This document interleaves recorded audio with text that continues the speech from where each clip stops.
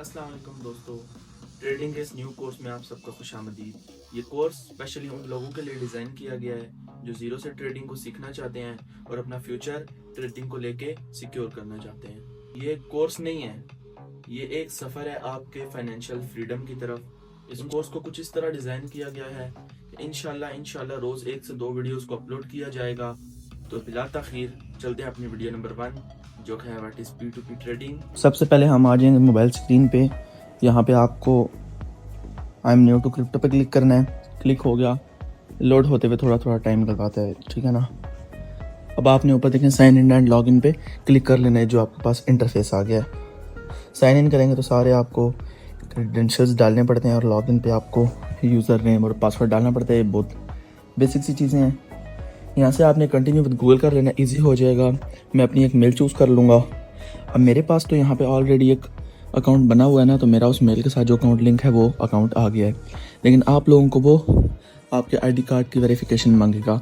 आपने pictures upload कर देनी है और वो आपकी वेरिफिकेशन हो जाएगी। फिर जिस तरह मेरा ये इंटरफेस है, आपका भी इंटरफेस आ जाएगा। ये ऊपर देखें एक 0.0000 समथिंग वैल्यू लिखी हुई है, आगे BTC लिखा है। BTC पे आप क्लिक करेंगे, नीचे USDT पे आप क्लिक कर लेंगे ना, तो ये आपका USDT में शो होना शुरू हो जाएगा, आपका जितना भी बैलेंस होगा।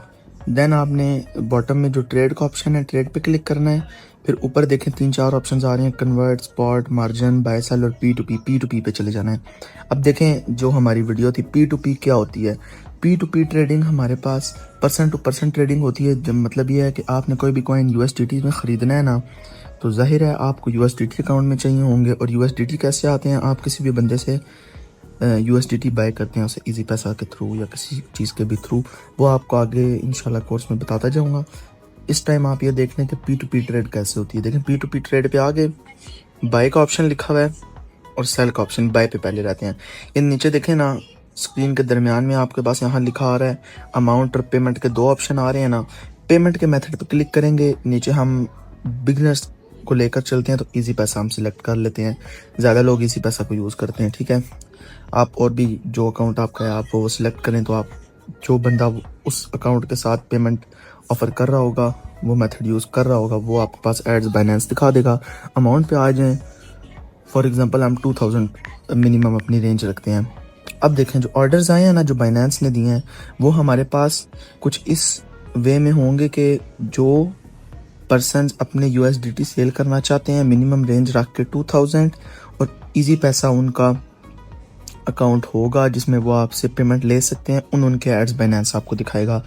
ये चीज़ याद रखनी है कि पहले 2 से 3 ऑर्डर्स जो है ना, वो उनमें से आप कोई भी USDT का रेट सिलेक्ट कर लें, क्योंकि बाइनेंस आपकी ही डिटेल्स लेके, पेमेंट मेथड देख के और आपकी मिनिमम रेंज देख के जो आपको वहाँ पे सेलर शो करेगा, जो सबसे कम रेट दे रहे हैं, वो सबसे पहला सेलर जो है वो सबसे कम रेट होगा, उसके बाद उससे ज़्यादा हो जाएगा। और अगर मैं थोड़ा नीचे स्क्रॉल करूँ 298 आ रहा है और पहला वाला जो है वो 295 है। इसमें 2 से 3 चीज़ें आपने देखनी होती हैं, एक उस सेलर के रिव्यू, एक उसकी ट्रेड्स रेट और एक उसकी ट्रेड परसेंटेज के उसने कितनी ट्रेड्स को फिल किया। ये 90 अबव होनी चाहिए, 92-93% हो या 95 हो तो बहुत बेस्ट है। पहले 2-3-4 में से आप सिलेक्ट कर सकते हैं इजीली, और वहाँ से आप जाके अपना कोई भी ऑर्डर प्लेस कर सकते हैं। अब देखें मैं इस पे बाय पे क्लिक करता हूँ, 295 जिसके आगे लिखा हुआ है, बाय पे गया। अब आप देख लें यहाँ पे नीचे आ रहा है अपलोड पेमेंट प्रूफ, लेकिन मैं उससे पहले आपको एक चीज़ दिखा देता हूँ। चैट के ऑप्शन पे जाऊँगा, इजी पैसा का तो उन्होंने नंबर गिवन किया हुआ है ना। अगर यहाँ पे नया पे अकाउंट होता तो वहाँ IBAN नंबर होता है, या फिर आपको अक्सर 4 ज़ीरोज़ नज़र आते हैं, क्योंकि अपने नया पे या बैंक अकाउंट के क्रेडेंशियल्स वो यहाँ पर नहीं डालते। जिस बंदे ने ऑर्डर प्लेस किया होता है वो फिर चैट में जाके उनको मैसेज करता है, वो फिर उस बायर को अपने अकाउंट की डिटेल्स शेयर कर देते हैं। या फिर जब आप ऑर्डर प्लेस करते हैं ऑटोमेटिक मैसेज लगा होता है उनका, वो आपके पास ऑटोमेटिक मैसेज आ जाता है जिसमें आपको उनके अकाउंट की डिटेल्स आ जाती हैं। लेकिन यहाँ पे इजी पैसा था तो इजी पैसा में इन्होंने यहाँ पे ऑलरेडी नंबर गिवन है। अब देखें इस नंबर को हमने कॉपी कर लिया ना, कॉपी किया हुआ नंबर आपने पेस्ट करना है जाके अपने इजी पैसा अकाउंट में और उनको पेमेंट सेंड करके स्क्रीनशॉट ले लेना है। फिर जो नीचे ऑप्शन है अपलोड पेमेंट प्रूफ, यहाँ पे आके आपने वो पिक्चर अपलोड कर देनी है। साथ नीचे लिखा हुआ है ना कि आई वेरीफाई कि मैं अब्दुल राफ़ी हूँ, जिस तरह मेरा अकाउंट का नेम अब्दुल राफ़ी है और मेरा इजी पैसा भी अब्दुल राफ़ी है, तो मैं इस चीज़ को यकीनी बनाता हूँ कि मैं किसी थर्ड पार्टी पेमेंट से नहीं भेज रहा। मतलब बाइनेंस इस चीज़ को बहुत ज़्यादा सिक्योरिटी के लिए याद रखता है कि आप जिस अकाउंट से पेमेंट भेज रहे हो, जो आपका बाइनेंस अकाउंट है, वो दोनों सेम हो, वरना आपकी वायलेशन कंसिडर होगी। ठीक है, तो आपने भी इस चीज़ को बहुत ज़्यादा जहन में रख के फिर अपनी ट्रांजेक्शन प्रोसेस करनी है। ओके हो गया। अब यहाँ पे अपलोड पेमेंट प्रूफ में आपने अपलोड कर देना है और आपने क्लिक कर देना है इसके ऊपर। देन सेलर को जब रिसीव हो जाएंगे वो आपको क्रिप्टो ऑटोमेटिक रिलीज़ कर देगा। इन केस ना रिलीज़ हो सके, अब मैंने यहाँ पे ऑर्डर को प्लेस तो नहीं किया ना, आप यहाँ पर ही दोबारा जहाँ अपलोड पेमेंट प्रूफ लिखा है यहाँ पर लिखा होता है रिमाइंड सेलर पे क्लिक करेंगे, उसमें नोटिफिकेशन चला जाएगा, वो भेज देगा।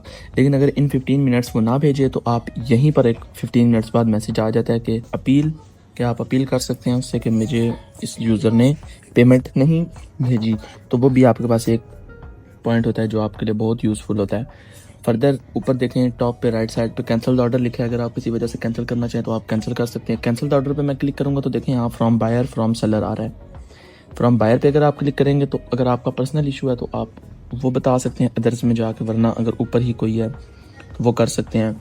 अगर रैंडम कैंसिल करना है तो मैं आपको सजेस्ट करूंगा कि आप यहाँ पर कर दें कि टेक्निकल एरर है जिसकी वजह से पेमेंट नहीं जा रही। ये अगर आप यूज़ कर लें तो बेस्ट है, ताकि आपके अपने अकाउंट में भी कोई प्रॉब्लम ना आए। अच्छा, सेलर की साइड से आपने रैंडम नहीं करना, बिकॉज अगर आप सेलर के मत्थे डाल देंगे ना कि जी इनकी वजह से मेरी ट्रांजैक्शन नहीं हो रही है, अगर सेलर उस चीज़ का रिस्पॉन्सिबल नहीं होगा तो वो इस चीज़ को अप्रूव नहीं करेगा। इससे आपका बाइंग और सेलिंग रेट गिरेगा और उस चीज़ का नुकसान आपको तब होगा जब आप अपने USDT को वापस रुपीज़ में कन्वर्ट करवाना चाहेंगे, जब आप अपना प्रॉफिट निकालेंगे।